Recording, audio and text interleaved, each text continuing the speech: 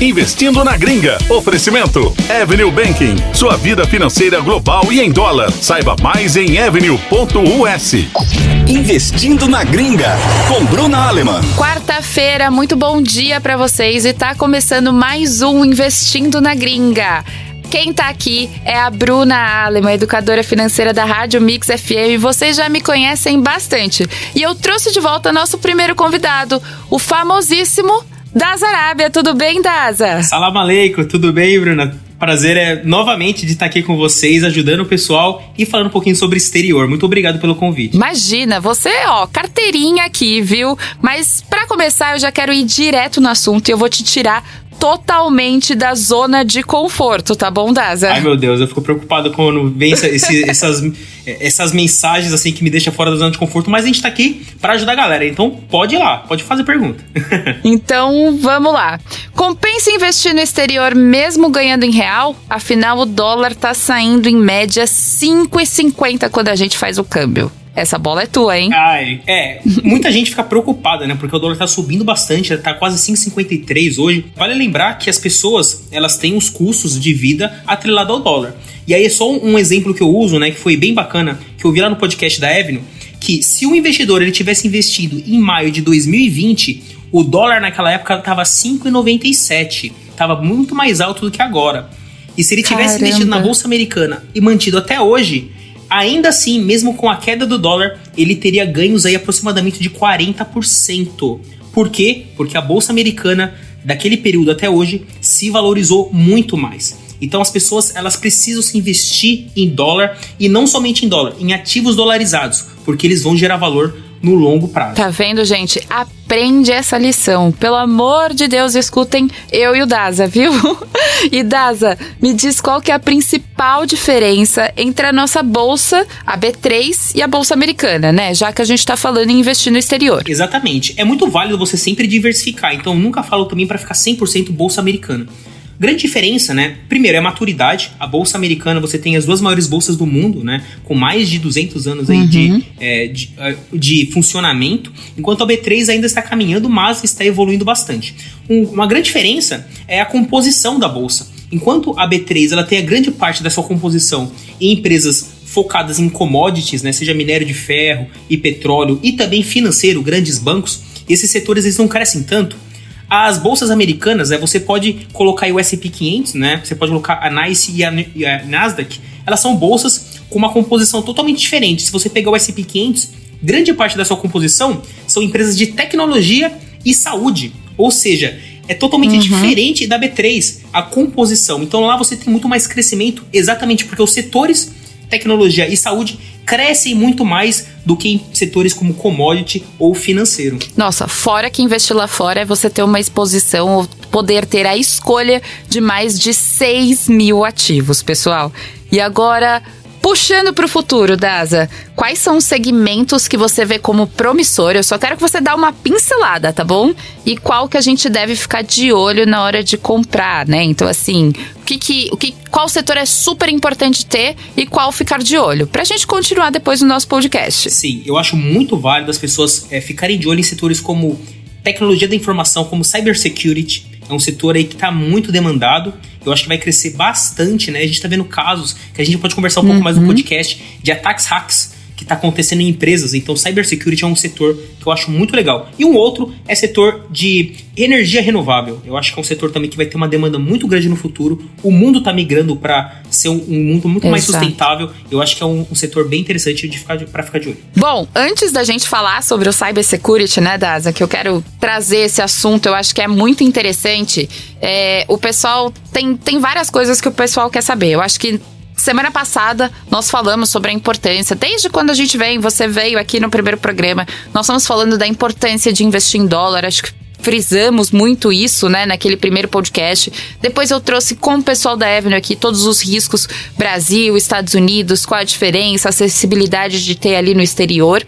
Na semana passada eu trouxe um pouco mais ali do passo a passo, e para dar uma pincelada, hoje eu queria trazer tanto algumas opiniões suas, né, porque apesar de não ser nenhuma recomendação de investimento, você tá aí, né, não só morando fora, mas você é brasileiro, você tá investindo no exterior, então pra você são várias posições diferentes, né? São várias coisas que você enxerga relacionada a investimento. Queria trazer primeiro um bate-bola antes da gente conversar ali sobre aqueles setores que nós terminamos. Eu vou te dar aí, 2 ações, e daí você fala aí do jeito que você quiser, tá? A gente já sabe que não é recomendação. O setor de tecnologia. Se eu te desse 2 opções, Microsoft e Facebook, qual você escolheria, Daza? Olha, é briga de cachorro grande, mas entre essas 2 opções, eu ficaria com o Facebook, porque é uma empresa que eu acompanho, né? E eu vejo um potencial muito grande no futuro. E você comprou o Facebook depois dessa queda aí? Nessa queda eu não comprei, mas eu já tenho um Facebook desde 2017, né? A ação na época tava a $150, alguma coisa assim, né? Sem contar que o dólar também tava baixo, tava em torno de 3,10. Então você vê o potencial de ganho que você tem no longo prazo, porque o dólar subiu e a ação do Facebook praticamente dobrou, né? Então você tem um ganho duplo quando você converte para reais. E desde 2017 até agora, a empresa ela vem entregando, né? Ela vem crescendo usuários, seja diários ou seja mensais, e também vem expandindo novos horizontes para o seu crescimento, como a realidade virtual, que é uma coisa que o Mark Zuckerberg começou a falar bastante agora no último trimestre. E você aproveitou, inclusive, algumas compras, né, que ela fez no meio do caminho, porque isso potencializa bastante também a ação. Com certeza, né? Você vê que hoje ela domina praticamente o setor de mídias sociais. Ela tem o WhatsApp, o Facebook e o Instagram. As 3 fazem parte do mesmo conglomerado Facebook, né? Então, você vê que ela tem uma posição muito robusta. E quando a gente fala que data is the new oil, ou seja, quando você traduz isso, dados é o novo petróleo, você vê que essa empresa ela tem os dados dos usuários e com isso ela consegue potencializar os seus retornos. Exatamente. Agora, vou puxar para um outro setor de saúde. A gente tem a Pfizer aí, né, que todo mundo conhece, já tô falando dela por conta da vacina.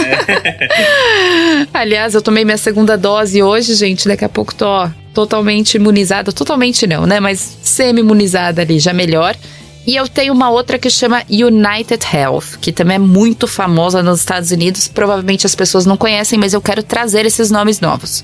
Qual das 2 você escolheria, Daza? Novamente, né? São 2 grandes empresas. Isso que é legal do mercado americano. Você tem excelentes empresas e você pode escolher uma ou outra, ou estudar as 2. E você vê que você possui por trás, né, uma empresa de vários anos no mercado, né? Olha, eu tô indeciso, mas por tudo que ela tá fazendo nesse momento, tá? Eu vou acabar ficando com a Pfizer. Por quê, né? Ela mostrou que ela consegue lidar em momentos até críticos, que foi a crise que a gente está enfrentando, né? Ela conseguiu utilizar esse momento, né? Utilizar a tecnologia e trazer uma solução mundial, o que ajudou muito e salvou muitas vidas, né? Você vê que biotecnologia, farmacêutica, ela consegue ter várias, né, caminhos onde ela consegue trazer a receita e também ajudar, né, a humanidade. Porém, a United Health, que é uma grande seguradora americana, também é muito, muito grande e muito interessante para quem gosta, né, desse segmento de saúde, quem é médico, quem gostaria de investir em empresas de nomes, né, poderia estudar. Lembrando que não é recomendação de compra. Exatamente, gente. A gente vai repetir quantas vezes for necessário. Aqui é para vocês terem um norte, né? Por exemplo, eu tenho certeza que poucas pessoas conheciam sobre a United Health, por exemplo, né, Daza? Não é uma empresa que a gente, assim, pode até quem vai muito para os Estados Unidos, mas para quem só fica aqui no Brasil, provavelmente não conhece muito. Então, pesquisar sempre é interessante. E vocês terem essas dicas, porque muitas vezes quando a pessoa vai pesquisar a empresa que ela não conhece, ela acaba achando outras também para dar uma olhada, né, Daza? Exatamente, né? Lembrando que a United Health, em 2012, ela adquiriu a Amil, por exemplo, né? Que é um seguro que é conhecido no Brasil, né? Então você vê que você tem a Amil no Brasil, porém ela fazia parte do conglomerado que era da United Health. Então é só um exemplo para ver que essas empresas são tão grandes que elas acabam estando no seu dia a dia, mas você nem sabe, né? Porque você acaba lidando com outras marcas aí que é do dia a dia do brasileiro. Exatamente. Agora é uma furada aqui pra você. Bom, pode ser que uma delas o pessoal não conhece. Mas as empresas de nuvem, né? Salesforce, para quem não conhece ou para quem trabalha aí, você deve utilizar para colocar o CRM que você utiliza dentro da sua empresa, provavelmente. Um dos mais famosos do mundo. Ou a Amazon. Ai, meu Deus. É uma briga também de cachorro grande, né?